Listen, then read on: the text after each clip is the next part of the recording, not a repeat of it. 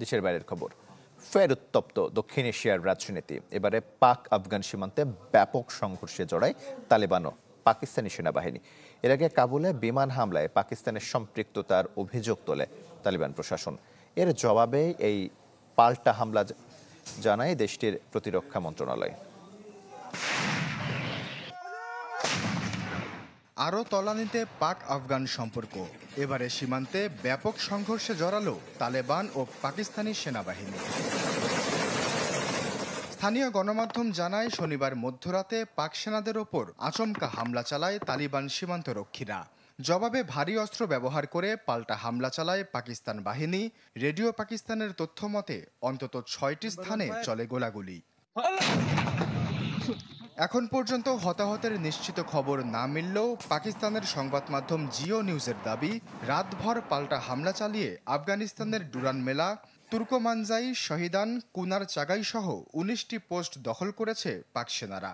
সংঘাতের সময় এসব পোস্টে বেশ কিছু আফগান সেনাদের হতাহতের দাবিও করে গণমাধ্যমটি। তবে এ বিষয়ে এখনও মুখ খোলেনি তালিবান প্রশাসন।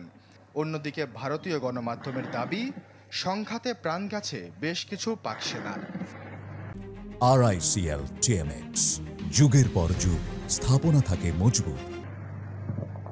আফগান প্রতিরক্ষা মন্ত্রণালয়ের মুখপাত্র ইয়ানাতুল্লাহ খোয়ারিজমি জানান, পাকিস্তানি সেনাদের বিরুদ্ধে সফল পাল্টা অভিযান চালিয়েছে তালিবান বাহিনী। তার দাবি, পাকিস্তানের ধারাবাহিক সীমান্ত লঙ্ঘন ও আফগান ভূখণ্ডে বিমান হামলার প্রতিশোধেই চালানো হয় এ হামলা।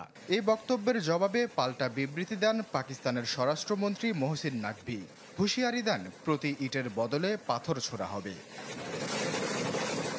এই গোলাগুলির পটভূমিতে রয়েছে সাম্প্রতিক এক বিমান হামলা। গেল বৃহস্পতিবার বিস্ফোরণে কেঁপে ওঠে আফগান রাজধানী কাবুল। এই ঘটনায় পাকিস্তানকে দায়ী করা হলেও দায় স্বীকার করেনি ইসলামাবাদ। তীব্র এই উত্তেজনার মধ্যে পরিস্থিতি নিয়ন্ত্রণে আনার আহ্বান জানিয়েছে ইরান, কাতার ও সৌদি আরব।